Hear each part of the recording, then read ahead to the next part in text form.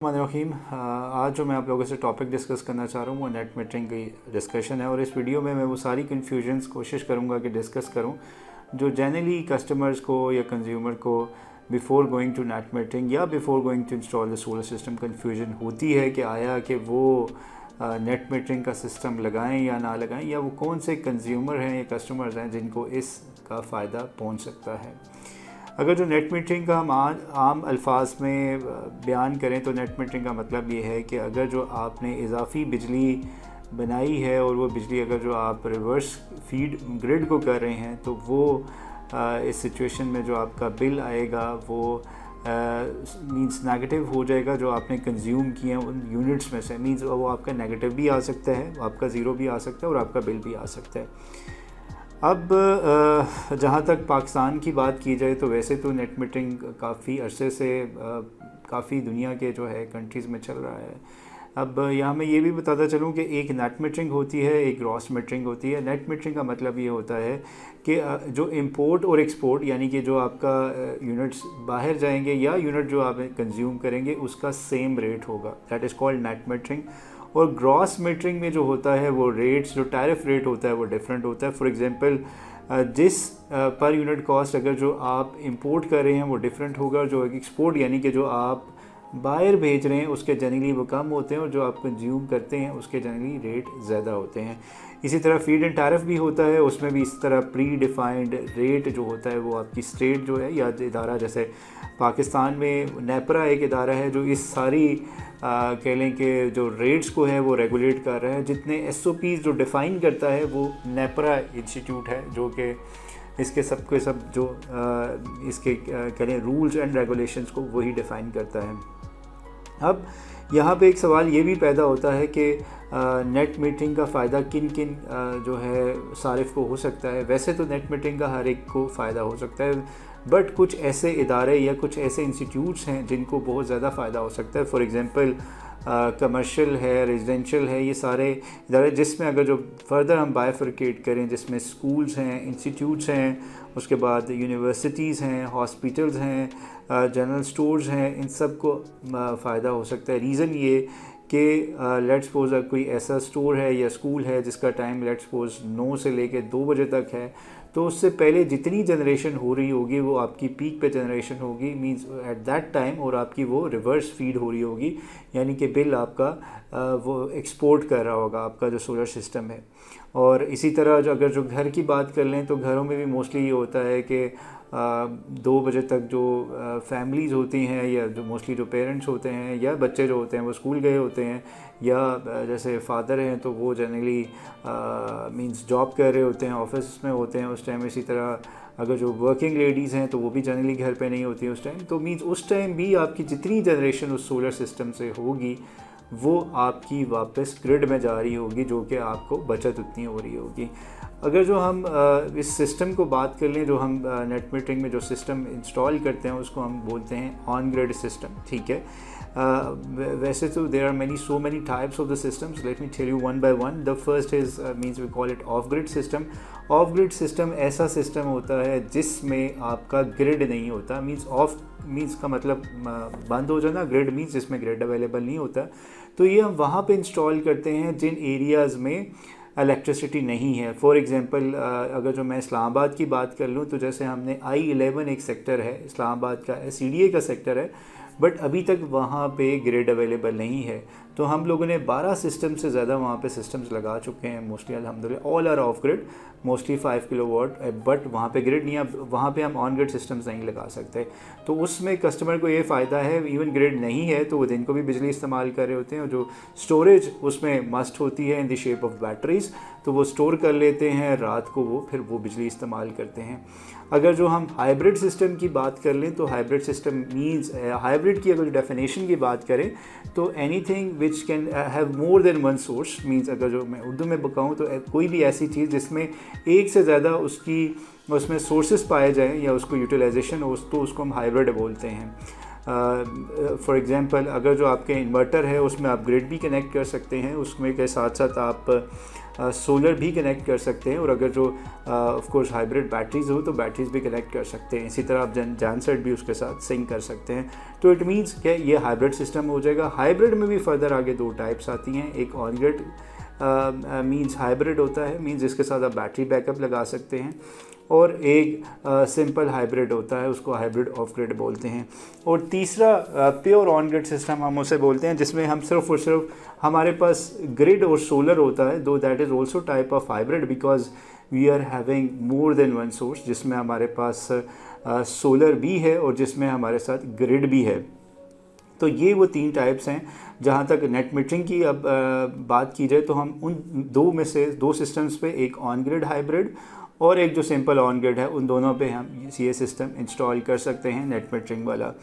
अब it depends on the customer situation. For example कुछ जगह ऐसी होती हैं जहाँ पे हमारी इलेक्ट्रिसिटी 24/7 अवेलेबल होती है। जैसे अगर जो हम इस्लामाबाद की लेट्स सपोज बात कर लें, जैसे बहरिया टाउन है, बहरिया इनक्लेव है, इस तरह कुछ और सोसाइटीज़ हैं जहाँ पे इलेक्ट्रिसिटी मामूल से नहीं जाती या बहुत कम जाती है।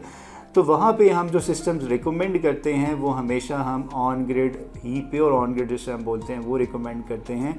उसकी रीज़न ये होती है कि ऑन ग्रिड में कस्टमर को बेनिफिट सबसे ज़्यादा ये होता है कि उसमें वेयर एंड टेयर नहीं होती। जनरली जो इन्वर्टर होते हैं उसकी मिनिमम 5 इयर्स वारंटी दी जाती है। इसी तरह पैनल्स की मिनिमम 10 इयर्स रिप्लेसमेंट वारंटी होती है, टियर 1 पैनल्स की, और 25 इयर्स परफॉर्मेंस वारंटी होती है। इट मीन्स उसमें रिकरिंग कॉस्ट जो है या हमारी जो रिप्लेसमेंट कॉस्ट है बैटरीज़ की, वो नहीं शामिल होती। इस वजह से कस्टमर को कह लें कि उसको जो है वो मींस इतने इश्यूज़ नहीं होते, प्रॉब्लम्स नहीं आते। सिमिलरली जो ऑन ग्रिड सिस्टम्स होते हैं उनमें मींस कह लें कि जो डाउन रेट है या उसकी मींस रेशो है फॉल्ट की, वो भी बहुत कम होती है। रीज़न कि उसमें बड़े सिंपल ऑपरेशंस होते हैं। तो आई वुड सजेस्ट कि अगर जो आपने ऑन ग्रिड सिस्टम पे बड़े सिस्टम्स इतने होते हैं, जैसे हमने लगाए 60 किलोवाट या 100 किलो, उसमें हम हमेशा कस्टमर्स को ऑन ग्रिड ही सिस्टम जो है रिकमेंड करते हैं। रीज़न कि ऑन ग्रिड सिस्टम में हमारी कॉस्ट भी काफ़ी कम आती है बिकॉज उसमें बैटरीज नहीं शामिल होती। सिमिलरली उस इन्वर्टर की कॉस्ट भी कम होती है। लिहाजा मीन्स अगर जो आपके सिस्टम का साइज़ बड़ा है, 10 किलोवाट या इससे बड़ा है, तो we always suggest to the customer high उस पर ऑन ग्रिड पर जाएँ, ठीक है।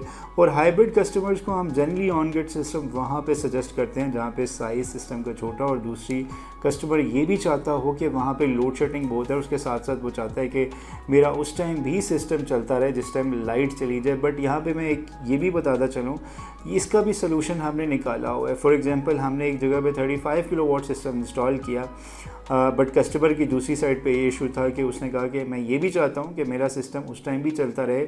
तो फिर हम वहाँ पे एसेंशियल लोड डिफ़ाइन कर लेते हैं। एसेंशियल मीन्स जो सबसे ज़रूरी है वो कह देते हैं कि भाई आपको क्या क्या चीज़ें ऐसी ज़रूरत हैं जो कि in any case you want to run in case of the load shedding as well. वैसे तो लोड शेडिंग जनरली घंटा या 2 घंटा इतनी होती है इससे ज़्यादा, तो उसमें हम जो वो उसकी अप्लाइंसेस होती हैं उसको हम बैकअप दे देते हैं इन शेप ऑफ सोलर या इन शेप ऑफ उसको आप कह सकते हैं यूपीएस। तो उससे उसका जो बजट है वो ड्रास्टिकली काफ़ी कम हो जाता है, और जो कि कस्टमर को बेनिफिट है लॉन्ग टर्म में। इसी तरह अगर जो इसकी आप पे बैक की बात की जाए तो जनरली एक अच्छे सिस्टम की 4 साल या 5 सालों में मैक्सिमम पे बैक आपके पास आ जाता है। अब कस्टमर को ऑफ कोर्स नेट मीटरिंग का फ़ायदा ये होता है कि जो उसके बिल्स हैं वो नेगेटिव में भी आ सकते हैं और उसका बिल काफ़ी रिड्यूस हो सकता है। जैसे कि मैं ऑलरेडी बता चुका हूँ, पाकिस्तान में जो सिस्टम इस टाइम मींस चल रहा है वो नेट मीटरिंग है, तो इट मींस कस्टमर को बेनिफिट ज़्यादा है इसका as compare to gross metering जो कुछ बाकी दुनिया के हिस्सों में चल रहा है। तो ये वो सिस्टम्स कह लें कि टाइप्स हैं नेट मीटरिंग की। अब सवाल ये पैदा होता है कि नेट मीटरिंग के लिए कौन से कस्टमर्स मीन्स इसको इंस्टॉल कर सकते हैं नेट मीटरिंग को, कौन कौन इसको फैसिलिटी को अवेल कर सकता है। सॉरी, इसमें कोई भी कस्टमर जो कि 3 फेज़ यूज़र है, क्योंकि जो नेपरा ने रूल्स डिफ़ाइन किए हैं still they only allow for the 3 phase user. Up to 5 kilowatt आप सिंगल फेज़ भी सिस्टम लगा सकते हैं, बशर्तिया कि आपका जो मेन मीटर है वो 3 फेज़ होना चाहिए, ठीक है। इसी तरह अगर जो बिल की कैटेगरी की बात की जाए तो जब आप बिल देखेंगे कोई भी, तो उसमें एक जो कैटेगरी होनी चाहिए वो आपकी A1 कैटेगरी होनी चाहिए। A1B भी हो सकती है, और इसी तरह ई नहीं होनी चाहिए आपकी कैटेगरी, मींस कि अभी तक आपको प्रॉपर्ली पोजेशन उस घर की नहीं मिली। तो ये वो चीज़ें हैं जो आपने, दूसरा आपने देखना है सैंक्शन लोड कितना है आपके। जनरली हर बिल पे जो बिल आता है, चाहे वो फैक्ट्री का है, कमर्शियल है, रेजिडेंशियल है, what ever that case is, तो सैंक्शन लोड डिफ़ाइन किया जाता है। अगर जो लेट्स सपोज आपका सैंक्शन लोड 5 है, इसका बड़ा सिंपल सा फार्मूला है, हमेशा याद रखिए सैंक्शन लोड जो होता है वो पैनल्स की कैलकुलेशन पे होता है, इन्वर्टर्स की कैलकुलेशन पे नहीं होता। वो लेट्स सपोज आपका 5 किलोवाट लोड डिफ़ाइन है आपके बिल पे, तो you will multiply by 5 into 1.5, so that would be around about 7 kilowatt. It means you can install up to 7 kilowatt solar panels at your rooftop or whatever the space you have. Sorry. So similarly, अगर जो आपने 10 kilowatt sanction load है, तो you can go for the up to 1.5 means which is 15 kilowatt. So similarly you can calculate your load, how much you can install your solar panels. अब उसके बाद सवाल ये पैदा होता है कि जब आपके पास 3 फेज़ लोड भी हो गया, आपके पास बिल भी सब कुछ उसके मुताबिक हैं, तो आप उसको कैसे अप्लाई कर सकते हैं। You can call us the below mentioned number 03045455151 or you can just send a WhatsApp। तो हम आपका बिल जो है वो ले लेंगे, मीन्स आपसे बिल की कॉपी जो है वो आप हमें सेंड करेंगे, तो then we can calculate how many units you want to means generate from the solar system. For example आपका बिल एक एवरेज हम देख लेते हैं कि मैक्सिमम एक मंथ में आपके लेट्स सपोज 800 यूनिट्स थे या 900 यूनिट्स थे, और एवरेज आपके लेट्स सपोज 700 या 800 ही हमारे पास यूनिट्स आ रहे हैं। तो जनरली वी सजेस्ट कि go for the 10 kilowatt, means generally आप अच्छे सिस्टम से 10 किलोवाट से even up to 900, 1000, even 1200 units तक भी जनरेट कर सकते हैं, बशर्तिया के 30 डेज सनी डे हो और आपके पास मीन्स प्रॉपर आपका ग्रिड अवेलेबल हो। तो इन दैट सिनेरियो आप उससे इतने यूनिट से। और एक बात मैं आपको यहाँ पे ये भी बड़ी इंपॉर्टेंट चीज़ है which I forgot to mention, net metering हमेशा तभी काम करी होगी जब आपके ग्रिड कनेक्टेड होगा आपके साथ। मीन टू से कि during the time of the day of load shedding, either it is of course the day time, तो आपका जो सिस्टम है that would not be generating surplus units. The reason is कि उसमें एक फ़ीचर होता है, हम उसे बोलते हैं एंटी आइलैंडिंग। वो फीचर आपके इन्वर्टर में ऑलरेडी जो है वो प्रेजेंट होता है। तो जैसे ही ग्रिड से आपका डिस्कनेक्ट हो जाता है तो आपका इन्वर्टर भी डिस्कनेक्ट हो जाता है। अगर जो ऑन ग्रिड है तो इमीडिएटली डिस्कनेक्ट हो जाएगा और वो अपनी जनरेशन जो है वो बंद कर देगा। ठीक है, इन केस ऑफ अगर जो कोई that could be create a hazard as well in that scenario. अगर जो आपका फिर भी इन्वर्टर रिवर्स फीडिंग दे रहा है तो इट मीन्स कोई ग्रिड पे काम कर रहा है, समबडी इज़ वर्किंग, तो उससे उसको शॉक भी हो सकता है। तो दैट इज़ द रीज़न। बहरहाल I will discuss all the technical details in the another video. ये सवाल भी पैदा होता है कि किन किन शहर में ये फैसिलिटीज़ हैं। Almost every right now Pakistan की मोस्टली जो सिटीज़ हैं वहाँ पे चाहे फेस्को है, लेस्को है, आइस्को है और जेपको है, मैपको है, इन तमाम सिटीज़ में आप नेट मीटरिंग की फैसिलिटी ले सकते हैं। और कुछ SOPs हैं जिसको आपको फॉलो करना होता है जब आपने सिस्टम लगाना होता है, आपने देखना होता है। फॉर लेट्स इंस्टेंस मैं आपको मेन चीज़ें बता दूं कि आपकी SPDs यानी कि सर्ज प्रोटेक्शन डिवाइसेस होनी चाहिए DC वाली साइड पे, AC वाली साइड पे। इसी तरह आप पे LA लगा होना चाहिए अगर जो आपकी बिल्डिंग की हाइट 35 मीटर से अबव है।